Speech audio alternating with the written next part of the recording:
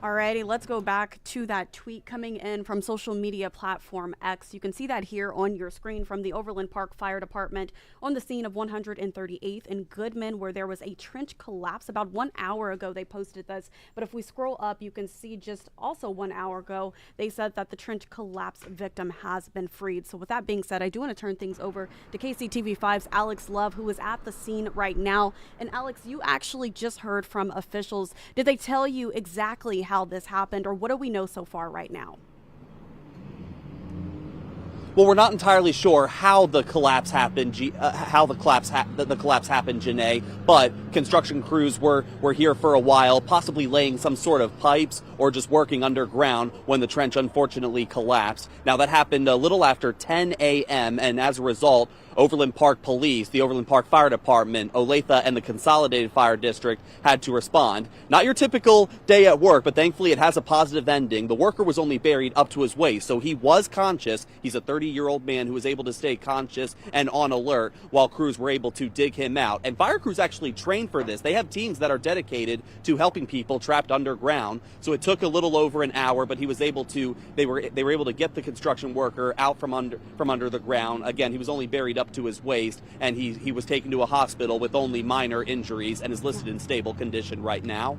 Yeah, and I think that's pretty significant, and that's a huge takeaway right now, the fact that he was able to walk away and that they are trained for this, so he knew exactly what he needed to do. But I also heard you talking to officials before we hopped on this live stream, and you asked them just how dangerous this can be. I mean, fortunately, he was able to walk away, but what was their response?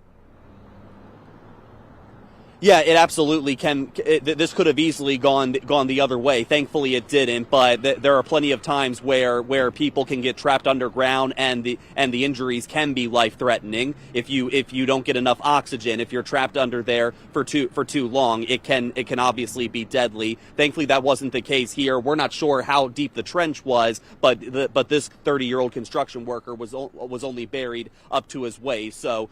Crews just came, they followed their training procedures. It was a lot of manual labor, but they were able to dig up a lot of dirt and able to free him so medical crews could get him to safety. Alrighty, Alex, I do want to take a look at the social media platform X once again. This tweet coming in from the Overland Park Police not too long ago saying that they blocked off that area due to the construction worker. What's the update on that? I see the road there behind you, but what can you tell us? Is the road back open?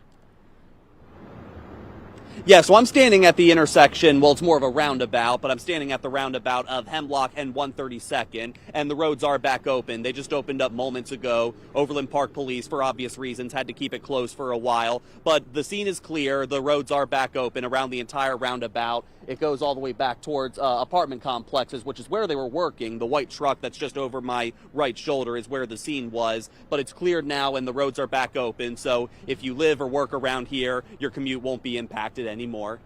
Definitely. Well, Alex, I know you will stay on the scene there and keep us updated with the latest. Thank you so much for joining me here at the live desk. As far as our viewers are concerned, I do want to direct you to our website, KCTV5.com, where you can learn more about this incident. And of course, as we receive new updates, we'll be sure to keep you all posted. But again, if you head over to KCTV5.com, it is posted on our homepage. And if you cannot find it there, you can hit the news tab at the top. And also, I want to kind of encourage you all to also download the KCTV5 news app as well.